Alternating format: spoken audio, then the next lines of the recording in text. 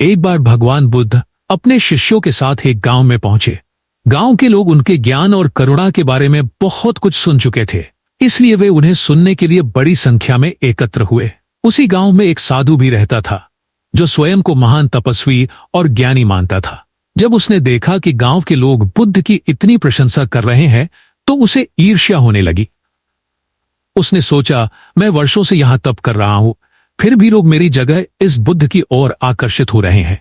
गुस्से से भरा वह साधु बुद्ध के पास पहुंचा और गुस्से में बोला, हे गौतम, तुम स्वयं को इतना बड़ा ज्ञानी मानते हो, लेकिन क्या तुम यह बता सकते हो कि शांति और संतोष कैसे प्राप्त होते हैं? बुद्ध ने मुस्कुराते हुए उत्तर दिया, प्रिय साधु, शांति प्राप्त करने के लिए सबसे पहले अपने मन से क्रोध, ईर्ष्या और अहंकार को मिटाना होगा। जब तक हम इन बंधनों से मुक्त नहीं होते, तब तक सच्ची शांति नहीं मिल सकती। साधु ने व्यंग्य करते हुए कहा, यह कहना आसान है, लेकिन करना कठिन। अगर तुम्हें लगता है कि तुम महान हो, तो मुझे अभी और यहीं शांति का अनुभव कराकर दिखाओ। बुद्ध ने फिर से शांत स्वर में कहा, यदि मैं तुम्हें शांति दे भी दूं, तो क्या तुम उसे संभाल सकोगे? साधु ने चुनौती भरे स्वर में कहा, तुम कोशिश करके देखो। बुद्ध ने पास पड़ी एक फूल की माला उठाई और साधु को दी।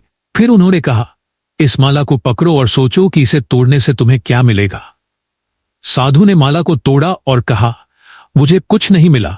बुद्ध ने कहा, ठीक वैसे ही यदि तुम क्रोध और अहंकार को नष्ट करोगे, तो तुम पाएंगे कि उनके बदले में तुम्हें कुछ खोने का डर नहीं रहेगा। और जब खोने का डर नहीं रहेगा तो शांति अपने आप तुम्हारे भीतर आ जाएगी। साधु को अपनी गलती का एहसास हुआ और उसने बुद्ध से क्षमा मांगी। उसने कहा, हे बुद्ध, आपने आज मुझे सच्ची शांति का मार्ग दिखाया। अब से मैं अपने अहंकार को त्याग कर सच्चे ज्ञान की खोज करूंगा।